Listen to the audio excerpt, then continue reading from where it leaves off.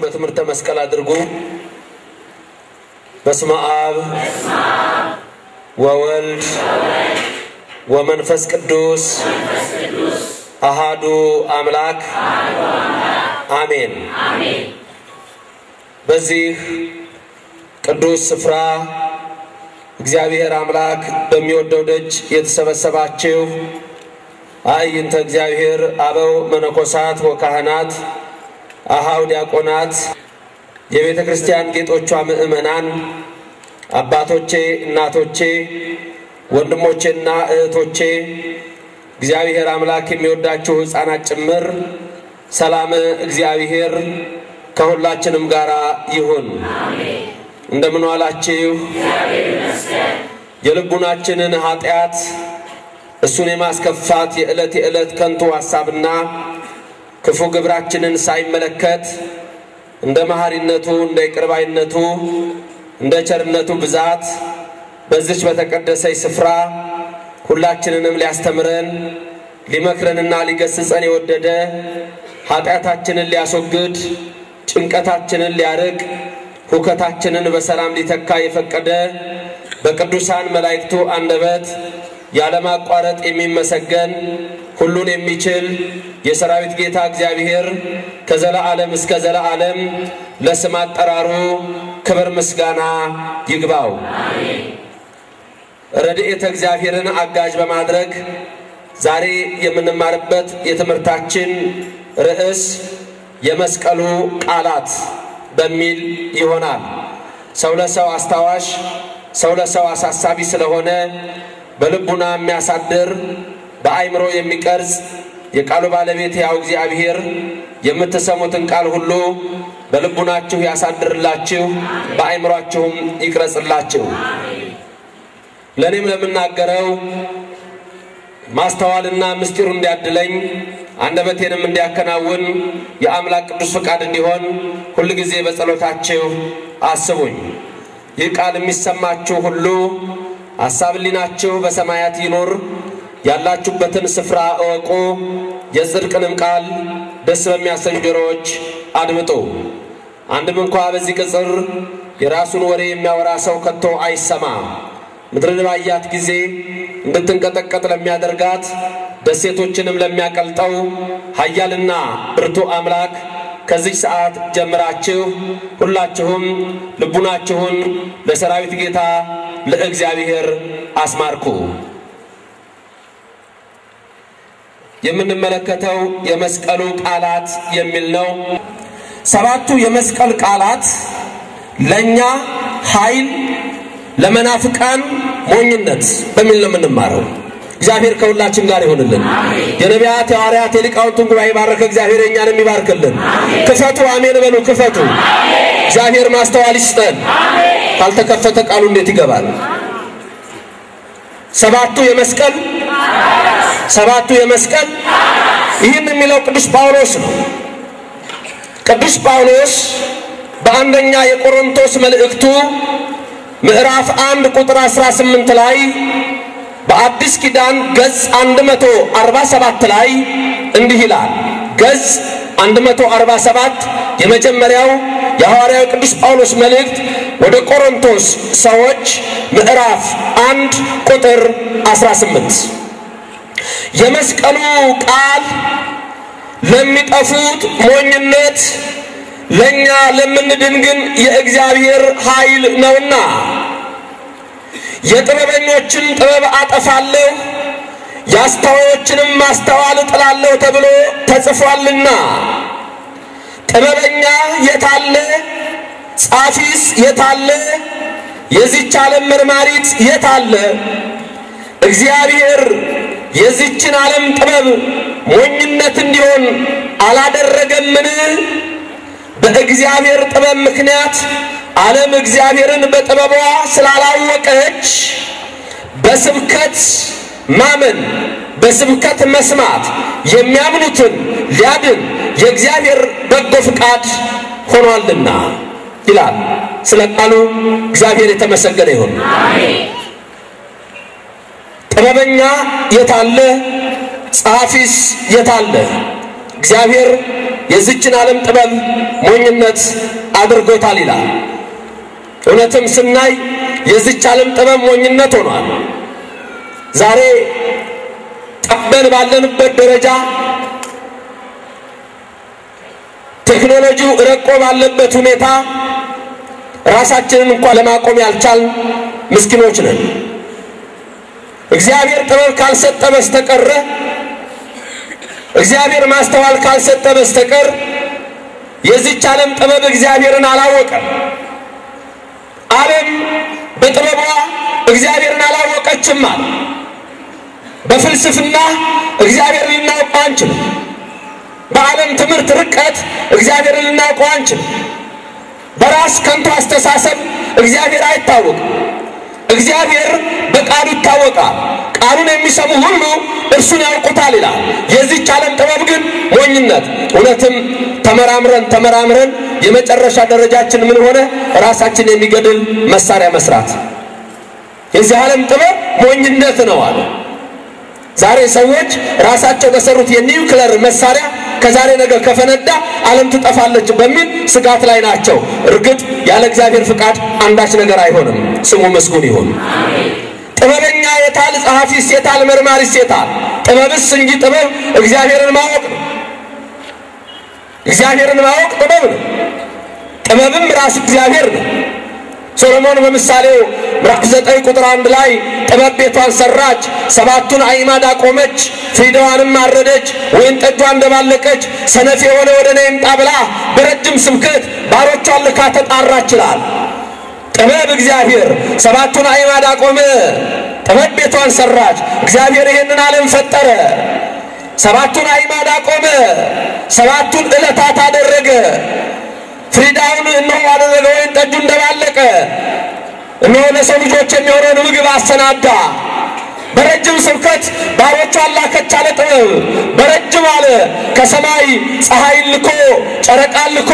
ከዋክብትን ልኮ ሰነፍ የሆነ ወደ እኔ ይምጣ የማያምን ይምጥ ብላ ፀሐይ ትሰብካለች ጨረቃን ትናገራለች ከዋክብት ይመሰክራሉ አለ አንድም ጥበብ ቤቷን ሰራች አለ እግዚአብሔር እነሆ ማደሪያውን የሚዋሃደውን ሥጋ አዘጋጀ ሰባቱን አዕማድ አቆመች አለ እነሆ እግዚአብሔር በሰባቱ ሀብታት እነሆ እመቤታችንን አክብሮ ቀድሶ አዘጋጃት ቀደሰ ማኅደሮ ልዑል ይላል እግዚአብሔር ማደሪያውን አዘጋጅቷልና ወይን ጠጇን ደባለቀች ፍሪዳዋን አረደች አለ ሥጋውና ደሙን አዘጋጀ አንድም ጥበብ ቤቷን ሰራች አለ መድኃኒታችን ኢየሱስ ክርስቶስ ቤተክርስቲያንን መሰረተ ሰባቱን አዕማድ አቆመ ሰባቱ አዕማድ የተባሉት ከአጼ ሆህት ጀምሮ ያሉት እነሆ የቤተክርስቲያን ሰባቱ ማዕርጋት ናቸው ፍሪዳዋንም እነሆ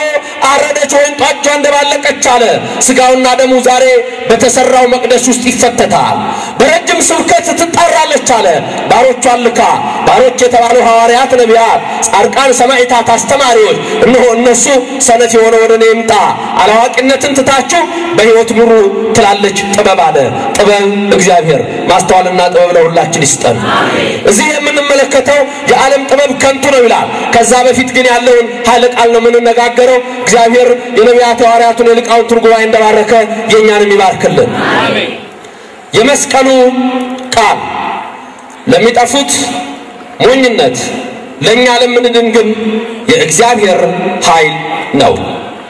ተናገሩ ሁላችሁ የመስቀሉ ቃል ለሚጠፉት ሞኝነት ለኛ ለምንድን ነው የእግዚአብሔር ኃይል ነው። ለኛ ምን ለምን ነው ለምንድን ነው ምናችን ነው ኃይላችን ምኑ የመስቀሉ ቃል እግዚአብሔር የተመሰገነ ይሁን አሜን። እነዚህ የመስቀሉ ቃላት የተባሉት በቤተ ክርስቲያናችን ሰባቱ አጽሐ መስቀል የሚባሉት የመስቀል ጭወቶች የሚባሉት ቃላት ሰባት ናቸው።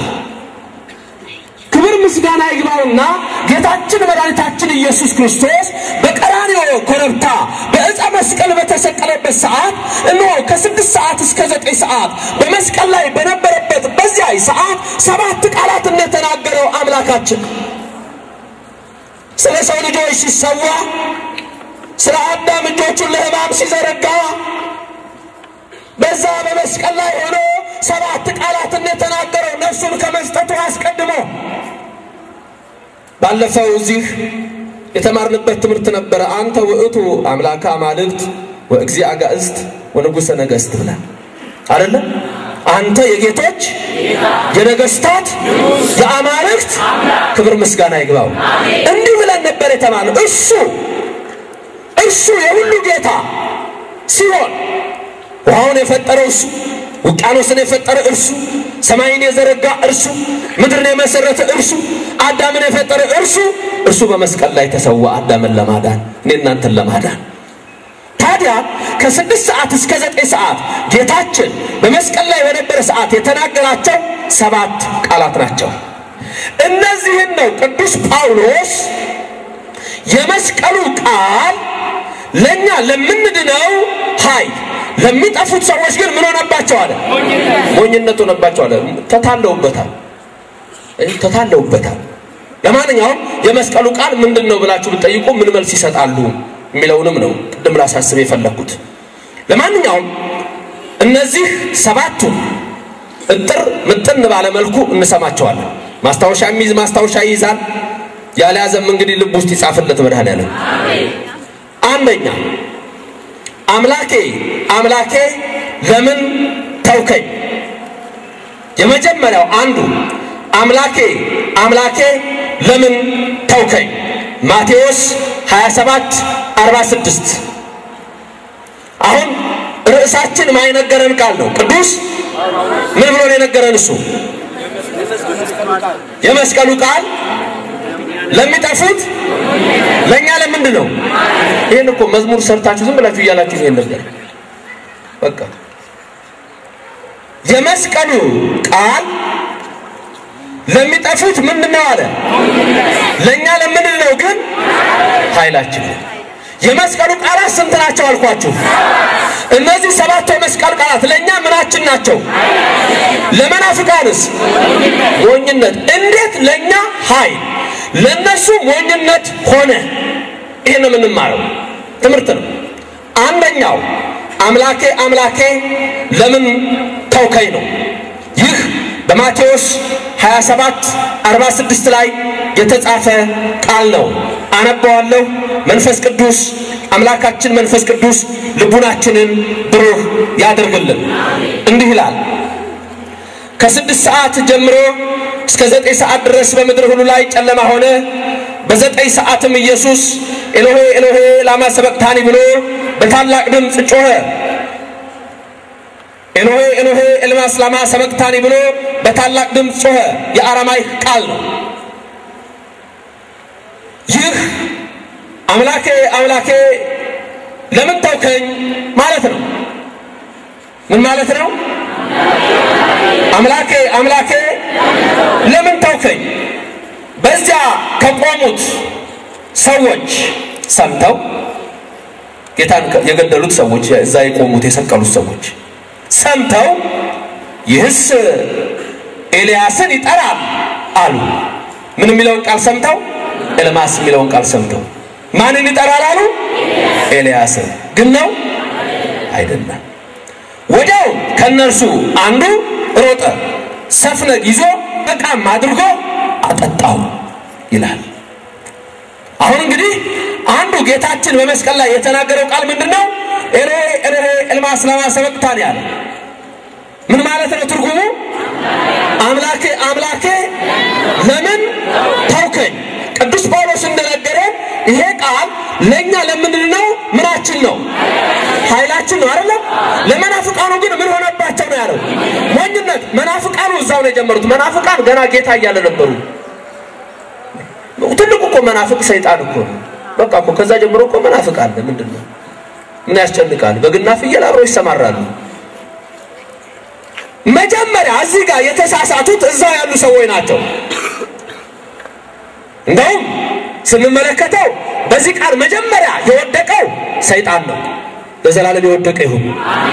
አንደኛ ሰይጣን ወደቀ፣ ሁለተኛ እዛው ያሉ ሰዎች ወደቁበት በዚህ ቃል፣ ሶስተኛ ዛሬ እስከ ምጽአት ድረስ የሚነሱ መናፍቃን በዚህ ቃል ይወድቃሉ። ምን በሚለው እየተነጋገርን የምንማማረው ዝም ብሎ ስብከት ራይተን ለመሄድ አይደለም። እየተነጋገርን ምን በሚለው ቃል አምላኬ አምላኬ ለምን ተውከኝ? ይህ ቃል ለኛ ምናችን ነው? ለኛ ምናችን ነው? ለሚጠፉት ግን ምናቸው ነው? ሞኝነት ነው። እንዴት እንመልከት። መጀመሪያ ለሚጠፉት ሞኝነት ነው ተብሏል አይደል?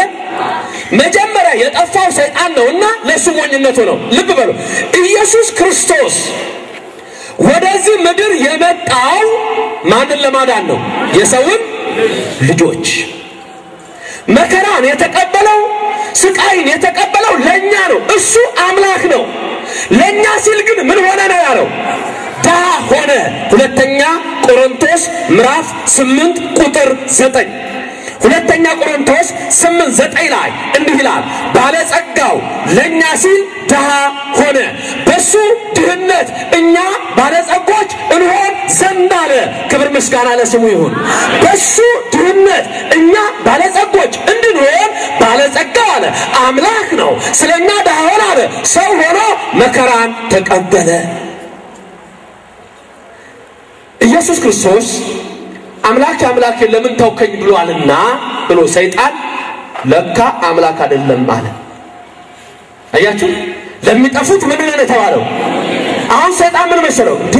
ለካ አምላክ አይደለም እንዴ? እኔ አምላክ መስሎኝ። ሰይጣን ከዛ በፊት ብዙ ሙከራ አድርጓል። በገዳመ ቆሮንቶስ በማቴዎስ 4 ላይ ይሄ ለምን ብሎታል? የእግዚአብሔር ልጅ እስቲ ከሆንክ ይሄን ድንጋይ እንጀራ አድርግ። ሊያጣራ እኮ ነው ሰይጣን፣ ሊያጣራ ነው። እስቲ እግዚአብሔር ልጅ ከሆንክ ይሄንን ድንጋይ እንጀራ አድርግ ብለህ ነበር። ለምን? አንዳንድ ጊዜ ሲያይ እውነትም የእግዚአብሔር ልጅ እግዚአብሔር ይመስለዋል። አንዳንድ ጊዜ ደግሞ ልክ ዛሬ መናፍቃን እንደሚያስቡት ሩቅ ብእሲ ይመስለዋል። በስም አጠራሩ ክብር ምስጋና ይግባው። አምላኬ አምላኬ ብሎ ሲጮህ ሰይጣን መጣ። ተመልከቱ፣ ሰይጣን መጣ። ለምን? 5500 ዘመን ነፍስ ከስጋ የሚለየው ሰይጣን ነው። ልክ እንደለመደ አምላኬ አምላኬ ለምን ተውከኝ ሲል ለካ እሱ አምላክ አይደለም፣ ወደ ሌላ አምላክ ይጮሃል። እሱ ለካ ሩቅ ብእሲ ነው ብሎ ነፍሱን ከስጋው ሊለይ መጣ ይላል።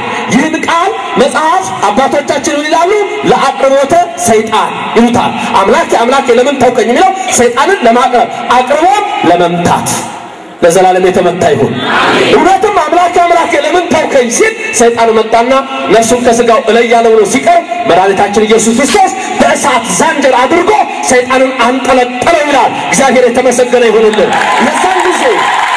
የዛን ጊዜ በዛን ቅጽበት ነው እግዚአብሔር እነሆ አዳምን ከዲያብሎስ ነፃ ያወጣው። ሁላችንም ነፃ የወጣ ነው። ይሄ የዛን ጊዜ ምን አለ? በትምህርተ ኅቡዓት ላይ እንደተጻፈ ለካ እርሱ ማን ነው? እኔ ሩቅ ብእሲ መስሎኝ ነበር አለ። ይለፈልፍ ጀመር ሰይጣን። ታስሯል። ይለፈልፍ ጀመር። እኔማ ሩቅ ብእሲ መስሎኝ ነበር፣ ለካ እሱ ሰማይና ምድር የፈጠረው አምላክ ነው እያለ መጮህ ጀመር ይላል። ሰይጣን እንኳን አምኗል ወገኖቼ። ያምናል ያለው እኮ ያዕቆብ ራሱ ይንቀጠቀጣል አለ ስሙ ሲጠራ፣ ግን ምግባር የለውምና አይድንም አለ። ያ አምላኬ አምላኬ ለምን ተውከኝ የሚለው ቃል ለሰይጣን ሞኝነት ሆኗል። መስሎት ሌላ አምላክ የሚጠራ መስሎት ቀረበ። ኢየሱስ ክርስቶስ ግን አንጠለጠለው፣ አዳምንም ካሳውን ተቀበለ ይላል። ክብር ምስጋና ለዘላለም ይሁን። በዚህ ቃል ሰይጣን አልጠፋበትም። ሁለተኛ የጠፉት እዛው ያሉት መናፍቃን ናቸው፣ ጌታን የሰቀሉት። የመስቀሉ ቃል ለኛ ምናችን ነው?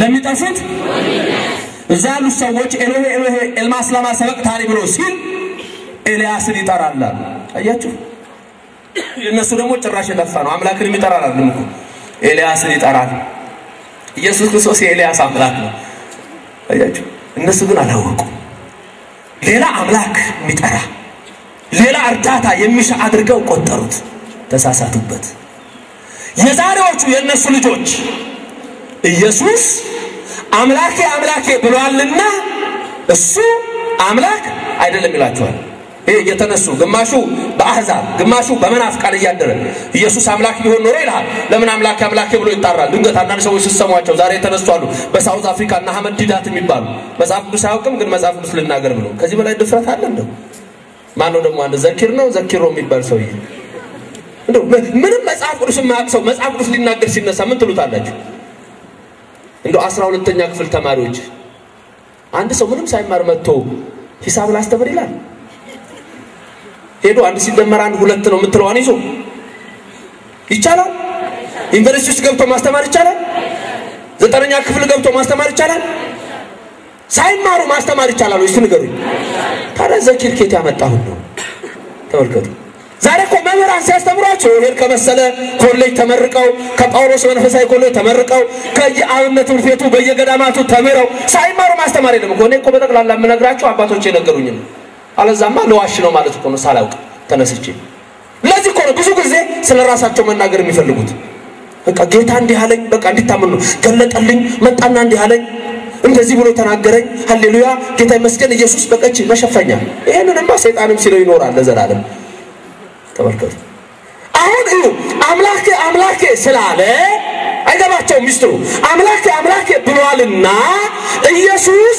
አምላክ አይደለም ይላሉ ቅዱስ ጳውሎስ ግን ምን ያለ የመስቀሉ ቃል ለሚጠፉት ምን ነው ለኛስ ክብር ምስጋና ይግባው አሁን አምላኬ አምላኬ የሚለው ቃል ይዘው መናፍቃን ወርቀውበታል ለምን ልክ ኢየሱስ ሌላ አምላክ እንዳለው መጀመሪያ ኢየሱስ ክርስቶስ አምላክ ነው ክብር ምስጋና ይግባው ሰው ሆኖ ስናየው አምላክነቱን እንዳንጠራጠር እኛን ለማዳን ሰው ሆኗል ለ33 ዓመታት እዚህ ምድር መጥቶ ተመላልሷል ግን መጽሐፍ እንደሚለን ክርስቶስ በስጋ መጣ እርሱ ግን ከሁሉ በላይ ሆኖ ለዘላለም የተባረከ አምላክ ነው ሮሜ 9:5 ሮሜ 9:5 ክርስቶስ በስጋ መጣ እርሱ ከሁሉ በላይ ሆኖ ለዘላለም የተባረከ አምላክ ነው ይላል ተናገሩ ክርስቶስ በስጋ መጣ እርሱ ከሁሉ በላይ ሆኖ ለዘላለም የተባረከ አምላክ ነው ምንድነው በምን መጣ አለ ሕፃን ተሰጠን ወንድ ልጅ ተወለደልን ስሙም ድንቅ መካር ኃያል አምላክ የዘላለም አባት የሰላም አለቃ ተብሎ ይጠራል ሕፃን ተሰጠን ወንድ ልጅ ተወለደልን ስሙ ድንቅ መካር ኃያል ምን አምላክ ክብር ምስጋና ይግባው ኢሳይያስ 9:6 ይሄን ነው የሚናገረው ኢሳይያስ 9:6 በተከታታይ በሁሉም ጉባኤ ላይ ስናነሳው የነበረው ቃል ስጋ ሆነ በመጀመሪያ ቃል ነበረ ቃል እግዚአብሔር ነው ቃል ሰው ሆነ ይላል ክብር ይግባው ለዘላለም አሁን ምን እናገረው በመጀመሪያ ቃል ነበረ ቃል እግዚአብሔር ነው ቃል ሰው ሆነ ማሰው ሆነ ቃል ማን ነው ኢየሱስ እግዚአብሔር ነው ታዲያ ለምን አምላክ አምላክ ያለ ይሄን ምስጢር ካልተመለከተ ነው ቃሉን ስትመለከቱት ሰው ይወድቅበታል ይሳሳትበታል ታዲያ አምላክ አምላክ ለምን ታውከኝ አለ መጀመሪያ መረዳት ያለብን ይሄን ለመረዳት መድኃኒታችን ኢየሱስ ክርስቶስ ወደዚህ የመጣው ለምንድን ነው የሚለው ነው ወደዚህ የመጣው እኛን ለማዳን ነው ኢየሱስ ክርስቶስ የተሰቀለው መሰቀል ኖሮበት ነው በራሱ መገረፍ ኖሮበት ነው በራሱ አምላክ ነው ስሙ ምስጉን ይሁንልን ግን ለምንድን ነው ያን መከራ የተቀበለው ብትሉ የኛን ግርፋት ወሰደ የኛን ሞት ሞቶ ሞትን ድል መታው የአምላካችን አመጣጥ የኔና የናንተን ሸክም የአዳምን ሸክም ለመሸከም ነው ይሄንንም ደግሞ ኢሳይያስ 53 ከ4 እስከ 6 ታውታላችሁ ኢሳይያስ 53 ከ4 እስከ 6 ነብዩ እንዲህ ይላል ደዋችንን ተሸከመ ይላል። ተመልከቱ ደዌያችንን ተሸከመ በእውነት ደዌያችንን ተቀበለ ሕማማችንንም ተሸክሟል በእውነት ደዌያችንን ተቀበለ ሕማማችንንም ተሸክሟል እኛ ግን እንደተመታ በእግዚአብሔር እንደተቀሰፈ እንደተቸገረም ቆጠርነው አያችሁ በእውነት ደዌያችንን ተቀበለ ሕማማችንንም ተሸክሟል ማ ኢየሱስ ክርስቶስ የኛን ደዌ ተቀብሎ የኛን ግርፋት ተቀብሎ የኛን ሕመም ተሸክሞ በቀራንዮ ላይ ዋለ እግዚአብሔር ኢየሱስ ክርስቶስ እኛ ግን አለው ኢሳይያስ ራሱን ጨምሮ ዘመዶቹ ስለሆኑ ስለ እስራኤላውያን ሲናገር ምን አለ እኛ ግን አለ በእግዚአብሔር እንደተመታ እንደተቀሰፈ እንደተቸገረ ቆጠርነው አለ ስለ ፈሪሳውያን ሲናገር እውነትም ፈሪሳውያን እንደተቸገረ እንደተጨነቀ በእግዚአብሔር እንደተመታ አድርገው ወሰዱ እሱ ግን የማን ሸክም ተሸክሟል አምላኬ አምላኬ የሚለው የኛ ጩኸት ነው የኛ ጩኸት ነው ይሄንን ተሸከመልን ነቢያት ቅዱሳን ምን ጻድቃን ቢሆኑ ሲሞቱ ወደ ሲኦል ነበር የሚሄዱት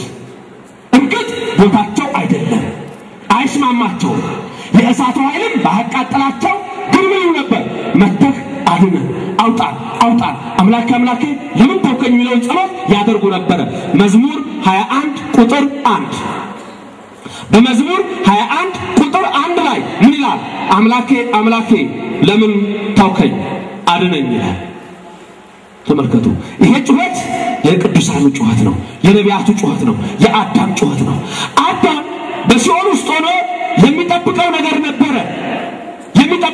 ነበረ ምን ይጠብቅ ነበር መሰላችሁ ቃል ገብቶለት የለም በሐሙስ ዕለት ወበመንፈቀ ዕለት ወለድከ ከአምስት ቀን ተኩል በኋላ ተወልጄ አድናለሁ ብሎታል 5 ቀን ተኩል የተባለ ስንት ነው 5500 እውነትም ያቺ ስትፈጸም ጌታ በቀራንዮ መስቀል ላይ ተሰቀለ ቀድሞ ነብዩ እንደተናገረ በእለት ሪት ሰማይኩከ በተመረጠች ዕለት ሰማሁ ይላል የአዳም ጩኸት የሚሰማበት አለ አምላኬ አምላኬ ለምን ተውከኝ እንግዳው ብዙ ጊዜ ቅዳሴ ላይ በተረጋጋሚ የምትሰሙት ቃል ምንድነው ብዙ ጊዜ በተረጋጋሚ የምትሰሙት ዲያቆኑ የሚለው ተንስኡ ከዛ እናንተ ምን ትላላችሁ ካህኑ ምን ይላል ሰላም ለኩልኩም ይላል አይደል እናንተ ደግሞ ምን ትላላችሁ ምስለ መንፈስከ ያችን ተንስኡ ለጸሎት ያለው አዳም ነው ዲያቆኑ የአዳም ምሳሌ ነው እናንተ እግዚኦ ተሳሃለና አቤቱ ይቅር በለን የምትሉት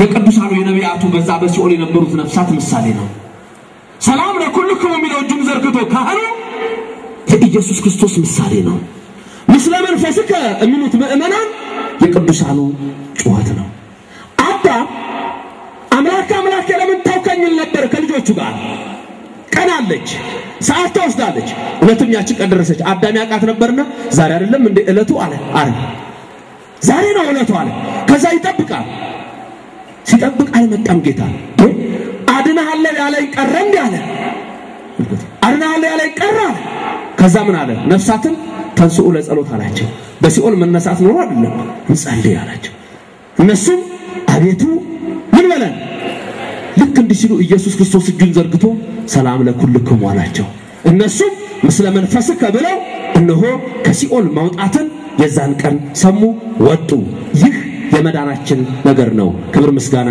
ለመድኃኔዓለም ይድረሰው እንግዲህ አምላኬ አምላኬ ለምን ተውከኝ የሚለው ቃል የአዳም ጩኸት ነው ኢሳይያስ እንደተናገረ ደዌያችንን ተሸከመ ሕማማችንን ተሸከመ ደዌያችንን ተቀበለ እኛ ግን እንደተቀሰፈ ቆጠርነው ኢየሱስ ክርስቶስ እነሆ በስጋው ሞቶ በመለኮቱ ሕያው ሆነ አምላኬ አምላኬ ለምን ተውከኝ ያለው ኢየሱስ ክርስቶስ ያንን የኛን ሸክም ስለተሸከመ እንጂ እሱ ከአብ አንሶ ከመንፈስ ቅዱስ አንሶ አይደለም ቅዱስ ጳውሎስ እንግዲህ ምን አለ የመስቀሉ ቃል ለሚጠፉት ምንድነው እንዴት ሞኝነት ሆነ ኢየሱስ አምላክ አይደለም አምላክ ቢሆን ኖሮ አምላኬ አይልም አሉ ጠፉበት ለምን ሚስጥሩን ስላልተረዱ ለነና ለናንተ ግን ምንድነው ኃይል ነው እንዴት መከራ ጭንቀት ሲደርስባችሁ አምላኬ ለምን ተውከኝ ብላችሁ ጸልዩ አንድም ከጥንት ይቃል ሲነገር የጌታ ደም ሲፈስ ስቅለት ስዕል ላይ ስታዩ ከጌታ መስቀል ስር ምን ታያላችሁ አጽማት ታዩ አጥንት የማን ነው አጥንት እሱ የማጥንት ነው አንድ ሰው ሌላ ይመስለዋል አንድ ስዕል አይቼ የአዳም መሆኑን ሰዓሊው አላወቁም መሰለኝ ቀንድ አብቅለውለት ስለውታል በጣም ገረመኝ ያ የአዳም ነው ኖህ ከጥፋቱ ከወጣ በኋላ የአባውን አጽም ይዞ ነበር ወደ መርከብ የገባው ከዛ በኋላ ሲወጣ እንዲጠበቅ ፈልጎ ሴምን ጠርቶ ከካም ልጆች መረጥና አምጣልኝ አለው የዛን ጊዜ ከካም ልጆች ኢትዮጵያዊ መልከጼዴቅ ይመረጣል ኢትዮጵያዊ መልከጼዴቅ ይመረጥና ኖህ አጽም አባውን የአዳምን አጽም ለመልከጼዴቅ ለኢትዮጵያዊ ይሰጠውና ሄደ እግዚአብሔር በሚያሳይ ስፍራ እጣን ብሎ ወደ ቀራንዮ ተራራ ይመራዋል